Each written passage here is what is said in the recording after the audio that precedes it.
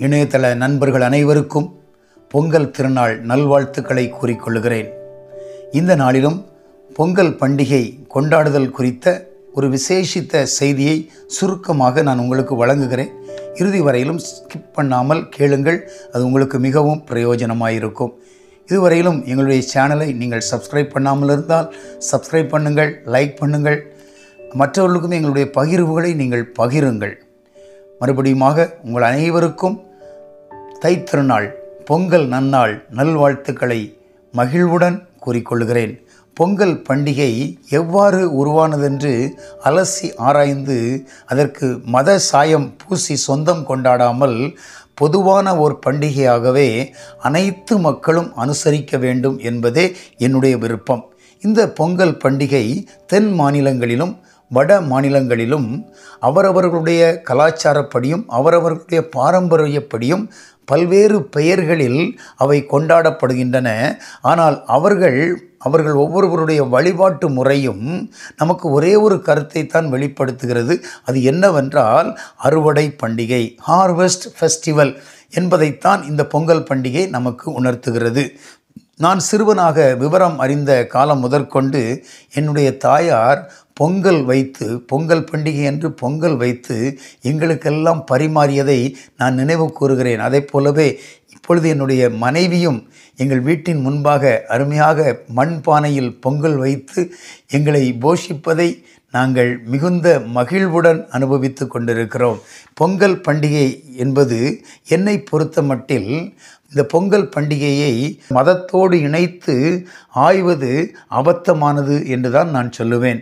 பொங்கல் பண்டிகை அல்லது தைத்திருநாள் என்பது உலகமெங்கும் வாழும் தமிழ் மக்கள் அனைவரும் ஒன்றிணைந்து கொண்டாடி மகிழ வேண்டிய பொதுவான ஓர் அறுவடை பண்டிகை நாள் மகிழ் கொண்டாடுவோம் என்று ஓர்மித்த குரலோடு படைப்பாளரை போற்றி புகழ வேண்டிய நாள்தான் இந்த பொங்கல் பண்டிகை நாள். இந்த பொங்கல் பண்டிகை நமக்கு எதை உணர்த்துகிறது? ஒரு சில காரியங்களை நான் உங்களுக்கு சொல்லுகிறேன், கேளுங்கள். முதலாவதாக, குப்பைகளையும் பழையதையும் தீ போட்டு எரித்து ஆயத்தப்படுவதல்ல பொங்கல். நம் உள்ளத்திற்குள் குப்பைகளாக கிடக்கும் வெறுப்புகளையும் கசப்புகளையும் தீயிலிட்டு பொசுக்க வேண்டும் என்பதை பொங்கல் பண்டிகை நமக்கு உணர்த்துகிறது. கடந்த கால கவலைகளையும் நஷ்டங்களையும் இழப்புகளையும் களைந்து புதியதோர் வாழ்வியல் அத்தியாயத்தை நாம் இன்று ஆரம்பிக்க வேண்டும். அதனால்தான் தை பிறந்தால் வழி பிறக்கும் என்கிறோம். அந்த காலத்தில் விவசாயம் களை கட்டியது, ஆனால் இக்காலத்தில் விவசாயமே உயிர் மூச்சு என்று சொல்லி கொண்டிருக்கிறோம். ஆனால் விவசாயத்தையும் விவசாயியையும் நாம் மதிக்கிறோமா? சிந்தித்து பார்க்க வேண்டும். இரண்டாவதாக, பொங்கல் என்பது புதுமலர் வாசம், புன்னகை ததும்பும் நேசம், புத்துணர்வு பொங்க நம்மை ஒரு புதிய ஆண்டுக்குள் அழைத்து செல்லும் ஒரு இனிய திருநாளாகவே நான் இந்த பொங்கல் பண்டிகை நாளை நான் கருதுகிறேன். மகிழ்ச்சி பொங்கட்டும், ஆரோக்கியம் பொங்கட்டும், நீடிய வாழ்வு பொங்கட்டும், பொங்கி வழியும் இறைமாட்சி உங்களோடு கூட இந்த ஆண்டு முழுவதும் பயணிக்கட்டும்.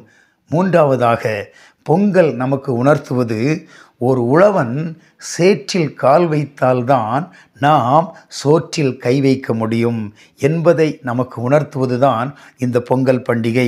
உழவர்களை உருவாக்க உலக மக்களாகிய நாம் இயற்கையோடு இணைந்து வாழ வழிவகுப்போம் என்று சபதம் எடுப்பதற்காக நமக்கு அழைப்பு கொடுப்பதுதான் இந்த பொங்கல் பண்டிகை. பொன்னையும் மண்ணையும் தேடி அலையும் இன்றைய உலக வாழ்க்கையில் நம் குடும்பங்களுக்காக சிறிதளவு மகிழ்ச்சியையும் நாம் தேடி வைக்க வேண்டும் என அழைப்பு விடுப்பதுதான் இந்த பொங்கல் பண்டிகை. பிறந்திருக்கும் இப்புதியதோர் அறுவடை ஆண்டில் வலிகள் மறையட்டும், வழிகள் தோன்றட்டும், கசப்பும் வெறுப்பும் களையட்டும், அன்பும் அறிவும் பெருகட்டும், மஞ்சள் கொத்து மருந்தாகட்டும், மாமரத்து இலைகள் படகாகட்டும், பொங்கல் சோறு உணவாகட்டும், கரும்பாக வாழ்க்கை இனிக்கட்டும், இனிமேல் இனியவை தேடி வரட்டும். இயற்கையோடு இணைந்து வாழ்வோம், இயற்கை சீற்றங்களுக்கு தப்பித்து கொள்வோம். அதுவே பொங்கல் பண்டிகை நமக்கு விடுக்கும் பிரதான அழைப்பு என்பதை நாம் மறந்து போகக்கூடாது. அனைவருக்கும் எமது குடும்பத்தாரின் சார்பாக பொங்கல் திருநாள் நல்வாழ்த்துக்களை கூறிக்கொள்ளுகிறோம்.